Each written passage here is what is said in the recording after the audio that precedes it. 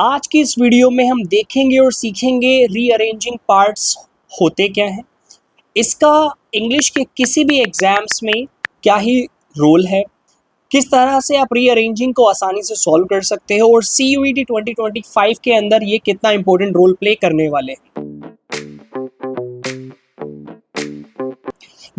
CUET के exam के अंदर अगर आपका इंग्लिश का जो पोर्शन है उसके अंदर जो रीअरेंजिंग है अक्सर 4 to 5 क्वेश्चंस आते ही आते हैं। और अगर हम किसी भी नॉर्मल एग्जाम्स की बात करें या फिर किसी भी गवर्नमेंट एग्जाम्स की बात करें तो उसमें भी ऐसे क्वेश्चंस आपको देखने को मिल सकते हैं।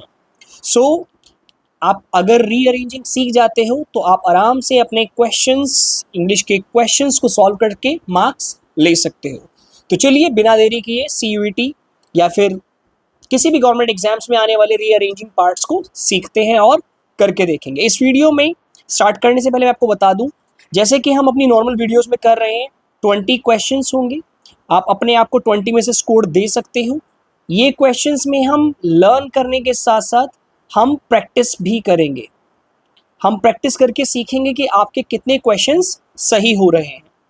तो चलिए फर्स्ट क्वेश्चन को देखते हैं। यहाँ पे आपको क्या मिल सकता है, ऐसे क्वेश्चन हो सकता है और ये आपको ऑप्शन हो सकता है। ABC में QPSR जैसे ऑप्शंस हो सकते हैं और आपको सही ऑप्शंस को चुनना है। अगर आप ये देख सकते हैं मल्टीपल ऑप्शंस हैं, मतलब कि मल्टीपल स्मॉल फ्रेजेस हैं। आपको इन फ्रेजेस को, आप इन्हें फ्रेजेस कहोगे, आपको इन फ्रेजेस को सेंटेंस की सेंस में बनाना है। सेंटेंस बनाना है और सेंटेंस लॉजिकल होना चाहिए। तो इस तरह से आपको रीअरेंजिंग पार्ट्स को अरेंज करना है, यानी कि आपको रीअरेंज करना है, ये स्कफल हुए हुए हैं। तो किसी भी सेंटेंस को बनाने के लिए आपको पहली चीज पता होनी चाहिए कि सब्जेक्ट क्या है, वर्ब क्या है, वर्ब की बेस फॉर्म है, सेकंड फॉर्म है, थर्ड फॉर्म है, उससे पहले हेल्पिंग वर्ब है या और ऑब्जेक्ट के बाद एडजेक्टिव है, कुछ भी है, ये सब चीज़ें आपको देखनी होती हैं। तो पहले हम स्टार्ट करते हैं फाइंड करना कि इसके अंदर सब्जेक्ट क्या है। अब सब्जेक्ट को देख लेते हैं, सब्जेक्ट ढूंढते हैं पहले क्या है। सब्जेक्ट क्या होता है, सब्जेक्ट होता है या तो नाउन या फिर प्रोनाउन।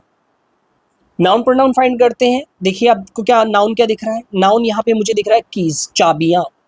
सो द कीज, अब कीज के बाद क्या करती हैं keys, I can not find on the cupboard anywhere.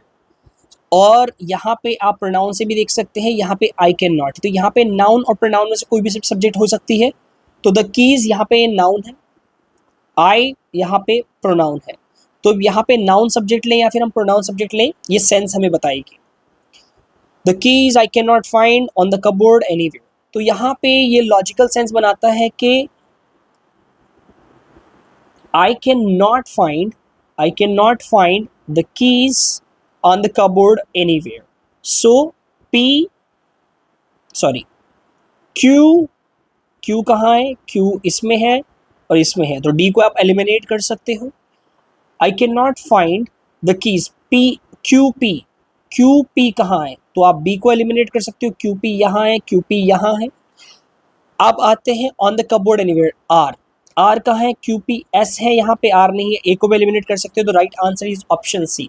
आपको लग रहा होगा सर कितना कंफ्यूजिंग है, ये तो बहुत ज़्यादा टाइम ले जाएगा, हम एग्जाम में इतने कम समय के अंदर ऐसे क्वेश्चन को कैसे सॉल्व कर पाएंगे। डोंट वरी, यहाँ पे आपको समय लग रहा है क्योंकि आपने इतनी प्रैक्टिस नहीं की है।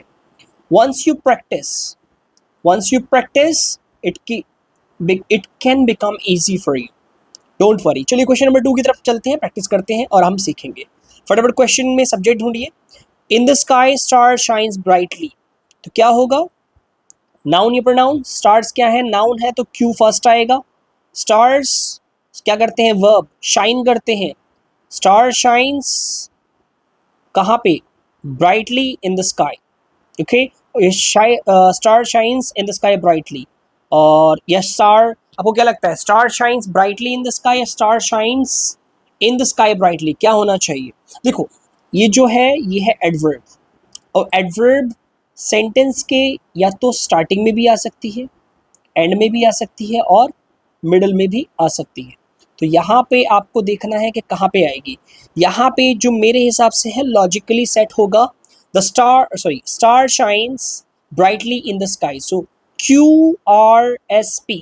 QRSP option A is the correct answer. आपको क्या लगता है, आप बताइए। क्वेश्चन नंबर 3 की तरफ चलते हैं। क्वेश्चन नंबर 3 कहता है the match was cancelled due to heavy rain. ये तो लॉजिकली अरेंज्ड है, तो the match was cancelled due to heavy rain. तो PQRS option B is the correct answer. Third तो बहुत आसान था क्योंकि यहाँ पे ऑलरेडी लॉजिकली अरेंज्ड है। क्वेश्चन नंबर 4 की तरफ चलते हैं। The teacher scolded him homework for not doing. अब यहाँ पे सब्जेक्ट क्या है, टीचर। तो फर्स्ट हो जाएगा टीचर। टीचर ने क्या किया, टीचर ने स्कोल्ड किया, किस लिए किया, for not doing homework. So PQSR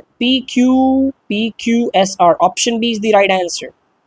okay, तो आप यहाँ पे एलिमिनेशन मेथड भी यूज कर सकते हैं। PQSR है ना, तो PQRS नहीं है, sorry, PQSR option D is the right answer, not be. Okay, PQSR so option D. Guys ऐसे आप भी कंफ्यूज हो सकते हैं, आपको लग रहा है कि आपने आंसर ढूंढ लिया है, बट यहाँ पे आप गलत मार्क कर देंगे तो वहाँ पे आंसर भी आप गलत लिख देंगे। तो प्लीज़ ऐसा ना करें और ध्यान से अपने क्वेश्चन पेपर को ध्यान से पढ़ें और ध्यान से आंसर लिख के आए। अगर ये वीडियो आपको पसंद आ रही है तो फटाफट इस वीडियो को लाइक कर दीजिए, अपने फ्रेंड्स के साथ शेयर कर दीजिए। चलिए क्वेश्चन नंबर 5 की तरफ चलते हैं। The train platform is arriving at number 3। तो सब्जेक्ट क्या है आपका, ट्रेन, नाउन है द ट्रेन। अब ट्रेन क्या कर रही है, ट्रेन आ रही है, इज अराइविंग एट, यहाँ पे 2 नंबर ये होगा। The train is arriving at, कहाँ पे आ रही है, प्लेटफॉर्म पे आ रही है। तो PRQS, PR आया तो PRQS option B is the correct answer, क्योंकि PRSQ नहीं है, QS है। Option B is the correct answer. तो चलिए क्वेश्चन नंबर 6 की तरफ चलते हैं। क्वेश्चन नंबर 6 कहता है we went picnic on yesterday. तो नो, सब्जेक्ट क्या होगा, नाउन या प्रोनाउन। तो यहाँ पे प्रोनाउन है वी, तो फर्स्ट तो हो जाएगा वी वेंट। हम कहाँ गए, हम गए picnic. We went, no, went picnic नहीं होता कभी भी, वेंट ऑन, प्रपोजिशन यहाँ पे ऑन आएगी, तो पहले क्या होगा, on. We went on picnic. So PRQS, PRQS, PR नहीं, एलिमिनेट कर दो, PRQS है। Option B is the correct answer. चलिए क्वेश्चन नंबर 7 की तरफ चलते हैं फटाफट। क्वेश्चन नंबर 7 कहता है the sun rises the east in. No, बहुत लॉजिकली है। The sun rises in the east. So PQS नहीं है, PQSR option B is the correct answer. तो आप देख सकते हैं रीअरेंजिंग दिखने में कंफ्यूजिंग लगती है, दिखने में मुश्किल लग सकती है, बट अगर आप इन क्वेश्चंस को प्रैक्टिस करते हो तो ये डिफ़िकल्ट नहीं होगी। आपके एग्जाम्स के अंदर बहुत ही हेल्प होने वाली है अगर आप मेरे साथ साथ भी प्रैक्टिस कर रहे हो तो। चलिए क्वेश्चन नंबर 8 की तरफ चलते हैं। क्वेश्चन नंबर 8 कहता है eight the party सैंग beautifully she. Again आपको क्या करना है, आपको सब्जेक्ट फाइंड करना है। सब्जेक्ट क्या होता है, नाउन या फिर प्रोनाउन। तो यहाँ पे नाउन देखिए, नाउन नहीं मिल रही है, प्रोनाउन सब्जेक्ट मिल रहा है, तो हमें एस मिल गया। शी ने क्या किया, सैंग किया, she sang at the party beautifully. So she sang, SQ देखिए, SQPR नहीं है, SQ नहीं है, wait a moment, SQRP, just a moment. She sang beautifully at the party. Sorry. She SQRP होना चाहिए. Option A, SQRP. So option A is the correct answer. So she sang beautifully at the party. तो चलिए question number 9 की तरफ चलते हैं। Question number 9 कहता है my umbrella forgot at home. So क्या होगा, सब्जेक्ट क्या है, आई ने क्या किया, फॉरगॉट किया, भूल गया, क्या भूला, my umbrella, third, fourth, at home. So PRQS, PR से स्टार्ट होगा तो ए और बी एलिमिनेट कर दिए, PRQS option C is the correct answer. चलिए क्वेश्चन नंबर 9 की तरफ चलते हैं, क्वेश्चन नंबर 9 पढ़ते हैं। क्वेश्चन नंबर 9 कहता है dogs are faithful animals, logically arranged है, आपको कुछ करना ही नहीं है। डॉग्स आर फेथफुल एनिमल्स, जो कुत्ते होते हैं, जो डॉग्स होते हैं, फेथफुल, विश्वास, ये कहते हैं उन पे लॉयल होते हैं, फेथफुल होते हैं, उन पर विश्वास कर सकते हो। तो PQRS, option A is the correct answer.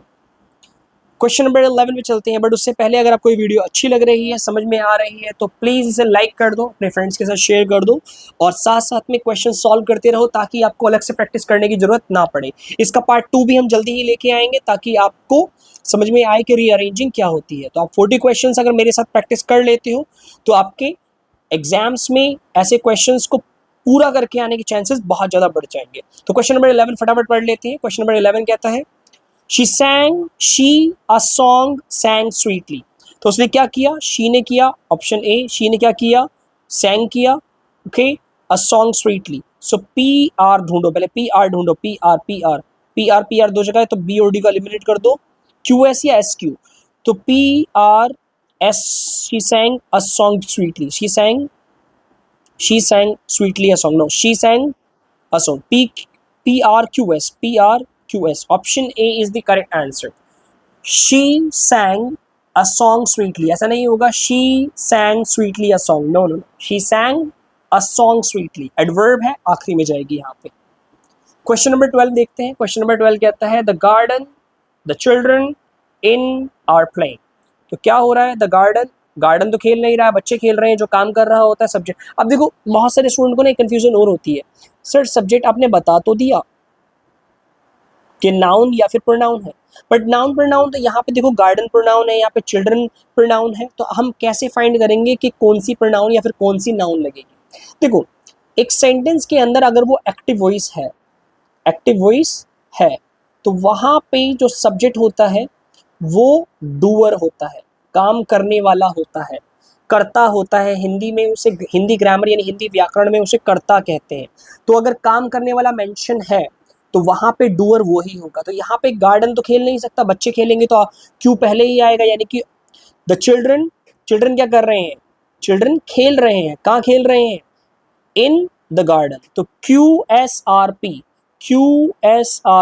Option A is the correct answer, option A is the correct answer. Question number 13 की तरफ चलते हैं। क्वेश्चन नंबर 13 कहता है honesty policy is the best always.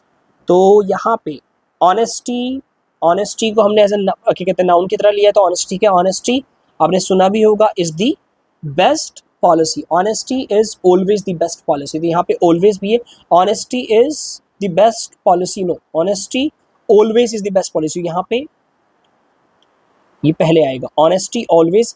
P S ढूंढो, PSRQ। तो PS ढूंढते ही आपको पता लग जाएगा option D is the correct answer. So PSRQ, honesty always is the best policy. Question number 14 की तरफ चलते हैं। क्वेश्चन नंबर 14 कहता है the fire output quickly. The fire noun है, सब्जेक्ट हो जाएगा द फायर। अब देखो इंग्लिश में फ्रेजल वर्ब है पुट आउट का मतलब होता है एक्सटिंग्विश का मतलब होता है बुझाना। The fire put out quickly, तो यहाँ पे सेकंड हो जाएगा PRQS, option A is the correct answer. Question number 14, option A is the correct answer. चलिए क्वेश्चन नंबर 15 की तरफ चलते हैं। He to the station walking went. तो सब्जेक्ट हमें दिख ही रहा है, पी है, ही ने क्या किया, वेंट, चला गया। कहाँ गया वो गया स्टेशन गया, और वो कैसे गया, वॉक करते हुए गया। तो PSQR, option C is the correct answer.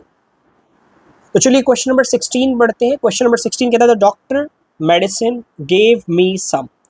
तो यहाँ पे हमें सब्जेक्ट पता ही लग रहा है, पी है। तो डॉक्टर ने क्या किया, क्या दी, मेडिसिन दी, पर क्या दी, सम मेडिसिन, कुछ मेडिसिन दी।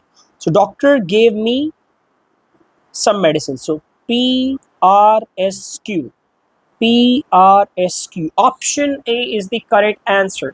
आप देख रहे होंगे कि अब रीअरेंजिंग धीरे धीरे अगर आप प्रैक्टिस कर रहे हो मेरे साथ तो कितने आसान होते जा रहे हैं। मुश्किल से मुश्किल 30 सेकेंड्स में, ओनली 30 सेकेंड्स में आप अपना एक क्वेश्चन सॉल्व कर पा रहे हो, इवन लेस देन 30 सेकेंड्स के अंदर। तो चलिए क्वेश्चन नंबर 17 पे चलते हैं। क्वेश्चन नंबर 17 कहता है the bus I missed morning this. तो क्या होना चाहिए? दिस मॉर्निंग, इस मॉर्निंग, और ये ऐसे भी स्टार्ट हो सकता है आई मिस्ड, क्योंकि यहाँ पे आप सेंटेंस को कुछ सेंटेंस कंफ्यूजिंग होते हैं बट आप उन्हें स्टार्ट कर सकते हो।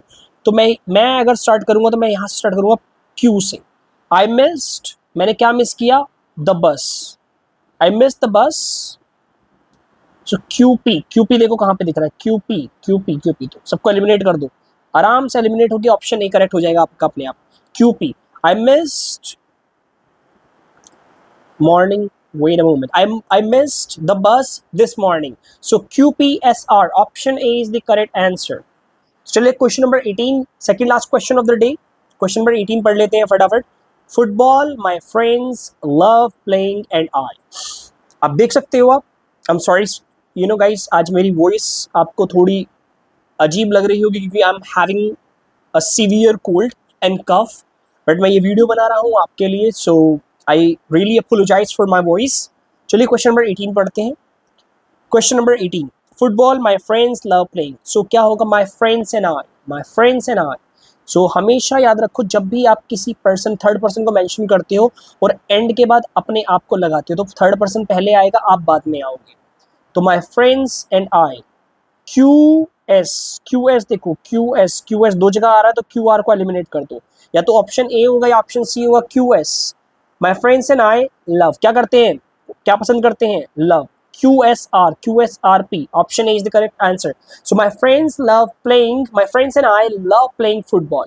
मेरे फ्रेंड्स और जो मैं है फुटबॉल खेलना बहुत पसंद करते हैं। Question number 18, option A is the correct answer. Question number 19, second last of the day,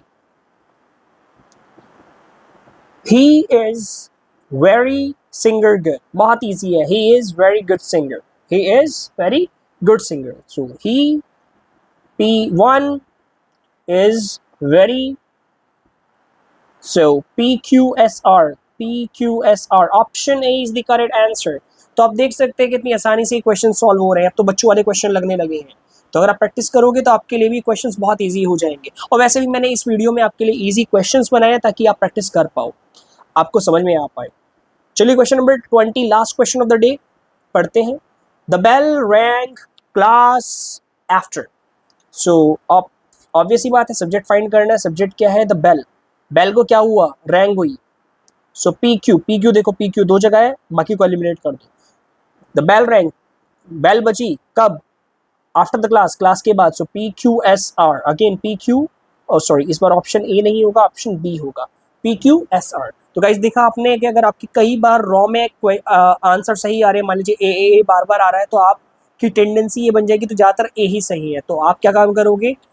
answer B सही हो सकता है बट आप मेरी तरह, जैसे मैंने ए पे टिक किया था, आप ए पे भी टिक करके आ सकते हो, तो ऐसी गलती ना करें ताकि आपको समझ में आए। आप देख सकते हैं ऐसे क्वेश्चंस, रीअरेंजिंग क्वेश्चंस मैंने आपको बताए कि आपके CUET एग्जाम 2025 जो होने वाला है उसमें आ सकते हैं, किसी भी अन्य गवर्नमेंट एग्जाम्स में भी आ सकते हैं। तो अगर आपको ये क्वेश्चन समझ में आए हो, आपको रीअरेंजिंग पार्ट समझ में आया हो, अगर आपको रीअरेंजिंग पार्ट्स करने में मज़ा आया हो या फिर आपके लिए रीअरेंजिंग ईजी हो गई, तो फटाफट इस वीडियो को लाइक कर दें। अपने जो भी आपका स्कोर है 20 में से, उसे कमेंट सेक्शन के अंदर लिखना ना भूलें। And I will see you in part 2. Okay, I'll see you in part 2. Okay, thank you so much.